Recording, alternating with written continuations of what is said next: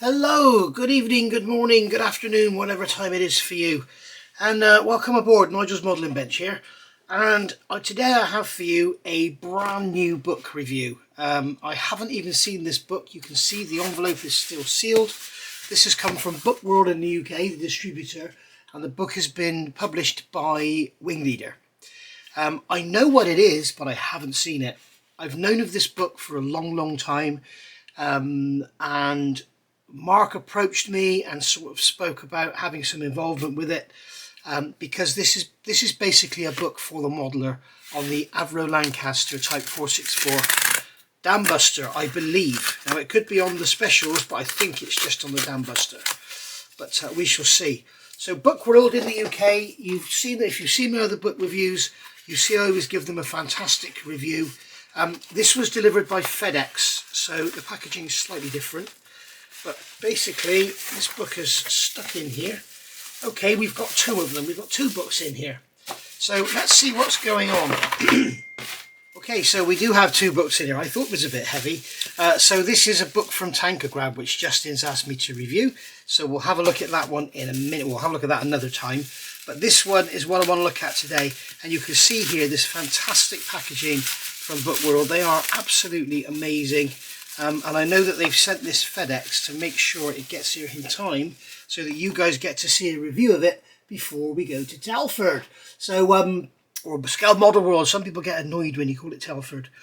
So basically, if you remember, they brought out, Wingleader and Peter Frokowitz brought out a Dambuster book back, back about 4 or 5 years ago now.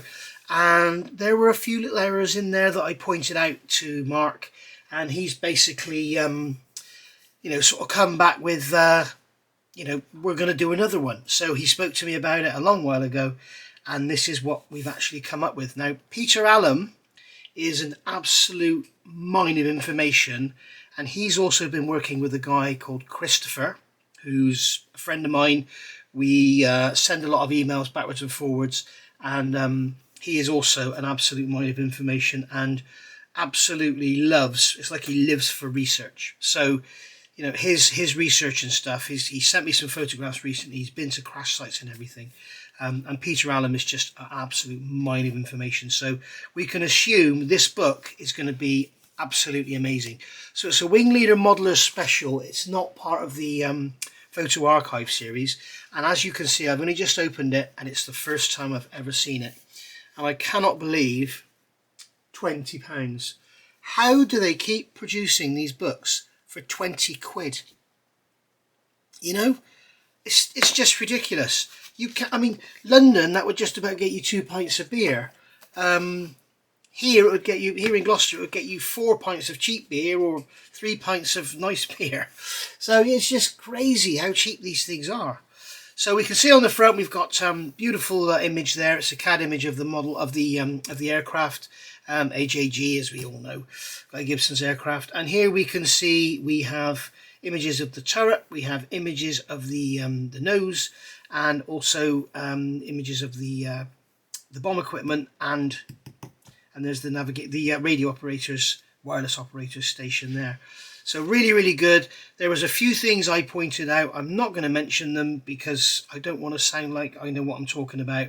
But through the bits of research I did, I could prove that there were certain errors in the original Dambuster book. One of the errors was on the floor. They had these markings for escape, exit and all that. And then, of course, Hachette obviously got hold of that image and used that for their Dambuster that you get in a part work. And obviously it's not correct because there should be a cushion there for the bomb aimer to kneel on and everything. There's a lot of talk. I hope it's going to come up in this book. There's a lot of talk about them having bags to collect the spent shells from the front turret. Because obviously, normally the bomb aimer would be the front turret operator. But in this case, with the Dambusters, you had the front turret there firing away at the guards on the dam, while the bomb aimer was led underneath him, and all the shells would apparently drop on his back. As far as I'm aware, I've never found any proof that says there were catch bags or whatever there, but if there is, here will be the proof in this book. Okay, so I'm really looking forward to this. I've just seen my name come up. I'm actually mentioned here as well. So basically, this book is aimed at modelers. We've laid the pages out in a standard modelling sequence, which we hope will prove to be of help to anyone with a Type 464 on their modelling bench. Talking of which, I'd like to thank Nigel from YouTube's Nigel's Modelling Bench for advising me about which sort of features and questions we need to cover and answer in this book. Please remember, though, that pretty much every Lancaster was different. Equipment could be stored in slightly different places, extra instruments and bits of kit were often carried randomly, paint schemes varied as well. So use this as a guide and finish your model how you want to.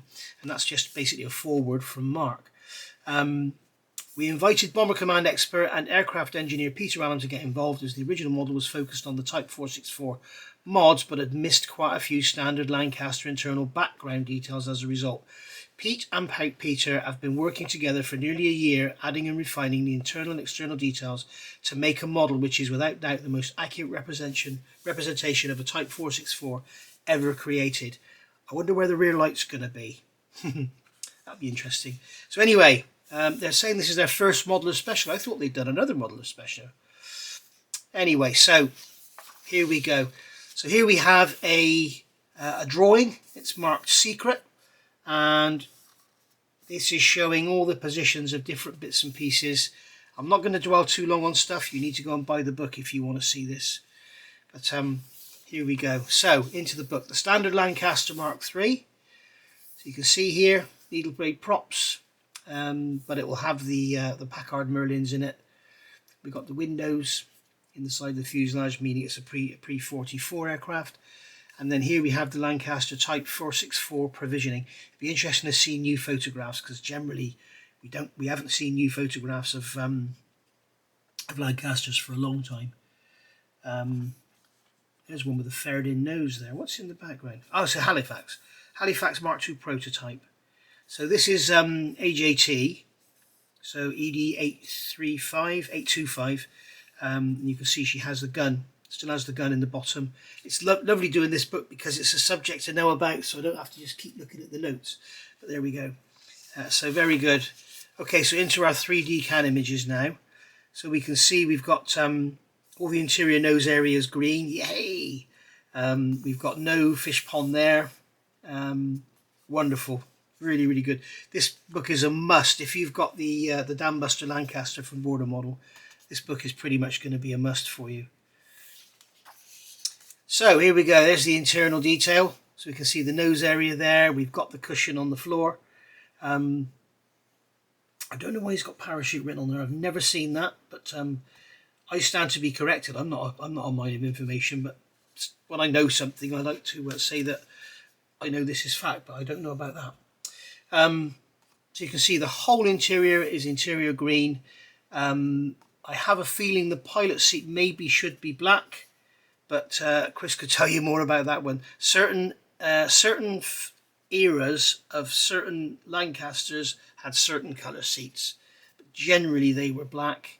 I believe I like to see them in green. So, you know, as Mark said at the beginning, there were lots and lots of variations, and you also need to be careful when you look at restored aircraft. Even if you look at images inside S for Sugar, you will see on there parts have been repainted, and it's clear to see that the people that argue that these railings weren't yellow, if you look at close-up photos, you can see where they've been painted black, where they've painted the interior nose area black. And I think what I did, just covered the radio equipment and just masked the windows and just painted everything black. Because if you look at photos where the camera's taken from sort of here, you can see the yellow behind. So here we're looking at the cockpit from pages 10 to 19.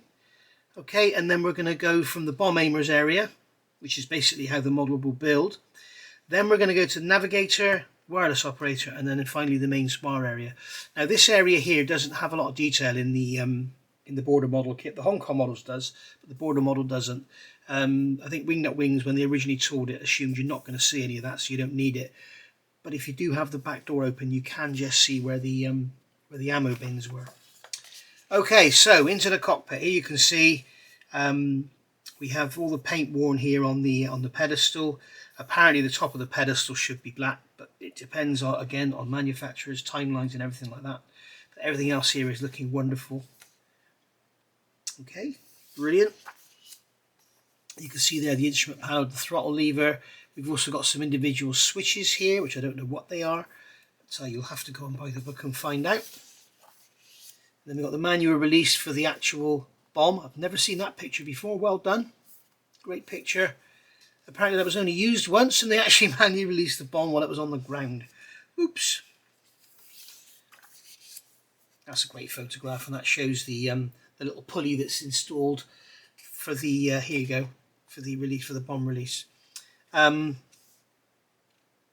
then here you can see, what's this, A and B, arrowed. Some Lancs were originally built with the vent in the lower position and then later had a second vent installed in the higher position as an in-service modification as shown in the photo. Okay, so they've got vents in them there. Here's the pilot's seat. Looking lovely with the Bakelite wheel and everything there. Undercarriage, gear door stuff, and you've got all the plumbing there behind the seat, so lovely image. You can see here we've got the armoured plate for the flight engineer, and you can see there the padding around the front, which is missing on the Hong Kong models kit. Interesting as well to note that the framework here inside is all black, and then once you get to the rear it becomes green. And here we have the green interior of the nose area, and here he is showing bags. Interesting. Now what's he saying about these bags? F. Front turret empty case and link collector canvas bags. Right, I want to know where they got that from because I've never found anything on that, so that'll be interesting. I'll have to have a chat to Chris about that one. And then here you can see arrowed. What have we got here? Arrowed. Left is the forward spotlight's tubular metal shroud. Okay. Didn't know they stuck out that far. You can see, well, there's the camera there. And here you can see this is what some of them had. They literally had a string and they would pull their head back, and when they saw the two outlook posts on the dam line up in those vertical lines, bump, drop the bomb. Alternatively, they used this one here. Here we've got the navigator's area. See the curtain there, which is included in the border model kit, which is not even in the instructions, in that lovely RAF blue colour. Very nice indeed. Notice everything is interior green. I would also like to see, I'm not sure if it's covered here, I would like to see what happened to that interior window that's behind here somewhere. I'd love to know what was on the inside. There we go. Looks like it's actually plated over there. So obviously I'm going to spend hours and hours and hours with this book because it's wonderful. You can see the floor controls for the mine carrying equipment. Now we've got the flares there in the side, and there's the flare chute where they shoot the flares out the top. Notice the internal framing on the canopy. And then here we've got the rear spar area, the main spar area. All of this is included in the HK models, but not in the border, as I said earlier. And then you've got armour-plated doors. Armoured bulkhead doors are seen from the rest bed area looking forwards. The rest bed frame doubled as the mounting crate for the crew oxygen bottles. 15 were found cubicle were being stored in 3 rows of 5. The high pressure oxygen was piped. I never knew they had armour-plated doors. The armoured bulkhead doors are seen from the rest bed area looking forwards. I didn't know they had armour-plated doors. Very interesting. I wonder why. I wonder why they had armour-plated doors. But I have to read about that. Exteriors now. Here we've got the front turret, all looking beautiful. It looks like he's got the internals on here in black, and they wouldn't have been in black. You can clearly see, when you look back in here, you can clearly see those internals are not black. So they've still kept the internals black. There's probably some mention about it there. By the time the Dambusters were made, the rear turret internals would have been black, and they also had these additional side windows in here. Here you can see, this is a nice picture. That's the machine gun out of that lower emergency access hatch, and you can see that all drawn here on official drawings, so that's pretty cool. No mention of a light. And then here we've got all the bomb bay modifications. Now this is very interesting because I thought the actual light was here. They don't have it there. And the rear spotlight installed in a redundant ventral gun mount. So they're still assuming that the light is there. Okay, that's fine. I personally don't believe it was, but we shall see. There's lots and lots of arguments about that. And don't forget, guys, if you have got the border model Lancaster and you want to build a Dambuster, go back and look at my videos. You can get the Fish Cop series of extras, and you actually get these doors working and everything. The Fish Cop stuff is actually a lot nicer than the Dambuster parts in the border model kit. So yeah, worth investing in because they really are beautiful, although they are very fragile. So here's the carrying the upkeep. This is the carrier that's spread. You can see the hinges at the top there. And there's the hydraulic motor that spun the bomb. Aerials and antenna, all that looking lovely. You see the insulator there. See more images of the antenna. Got this metal strip going over the top of the DF loop there. That's actually moulded into the canopy of the border models kit. And then we've got the curtain rail there. Are they showing a trailing aerial in operation? I've never seen a trailing aerial hanging out just out of the bomb bay. Yes. Okay, yeah. So initially that's where it was, and then they moved it up to here. We can see here image with the flaps down, showing they are black inside, which is an argument I'm always having with people. And you've got the IFF antenna there. There you can see the forward light. I wish we had more images of the rear light. And then here you can see they are still staying with the rear light, but I wonder if that's it there. Sorry, there. The only thing I have about that, and I know that Chris and I agree on this, is that we believe that's where the light is. But could it actually see past the bomb if it was actually there? But no doubt we will speak more and more about this as time goes on. Here we go, you can see here proof that the internal area was green at this time of the war. And here we can see a lovely picture of the engine. An MA-type Merlin power plant, complete with 13-foot diameter needle blade propeller. The propeller is in the fully feathered position with the blades turned edge on.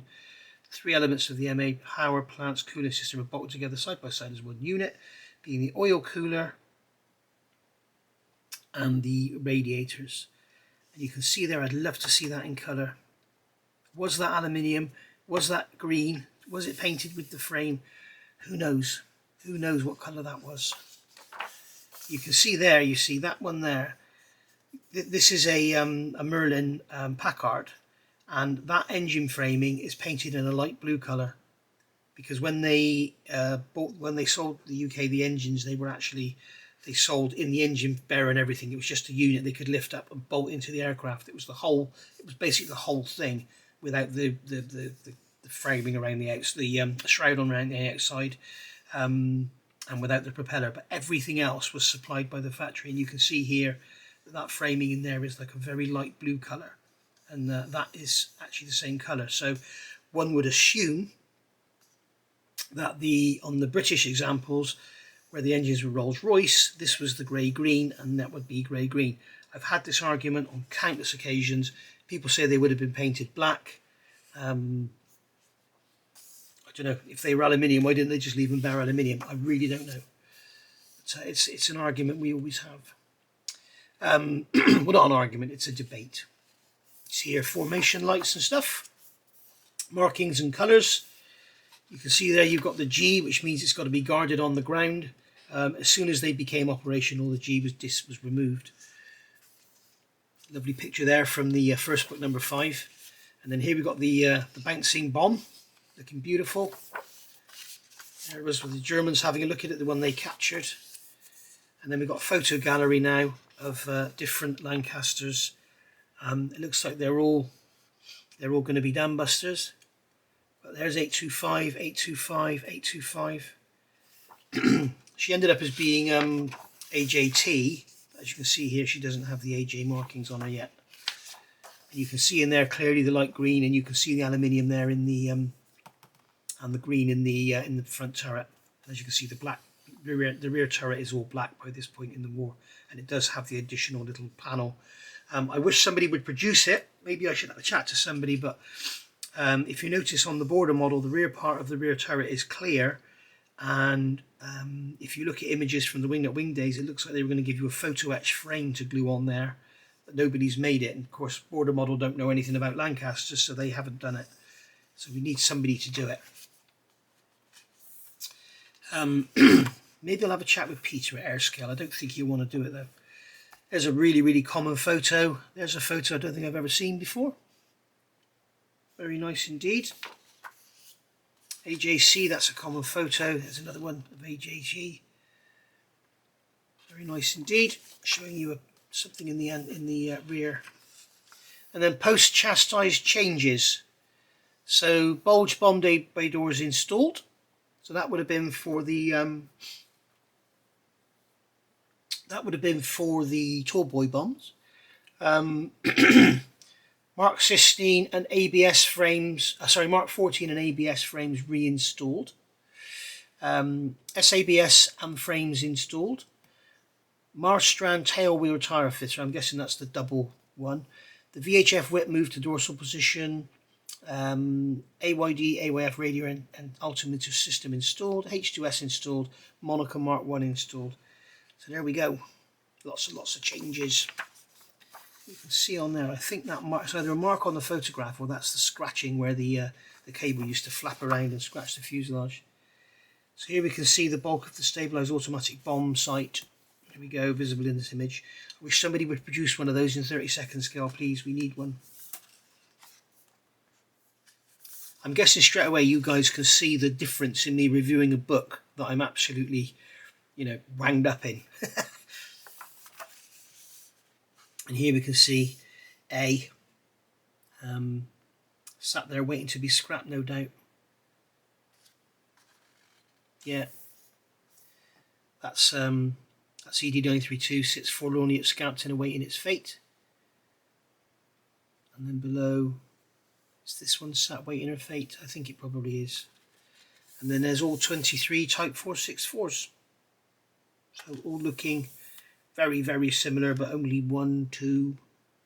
You see, this one's got a red oxide bomb and this one's got a black bomb. That's another thing that people talk about. It's no doubt covered in the book.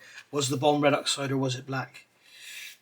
But there we go. What a beautiful book. And it's nice to see they've got the internal areas of the flaps black, which is so good. What a book. Wow. Here we go. We've got another fantastic Lancaster book in the Wingleader series. You know what I think about number 5.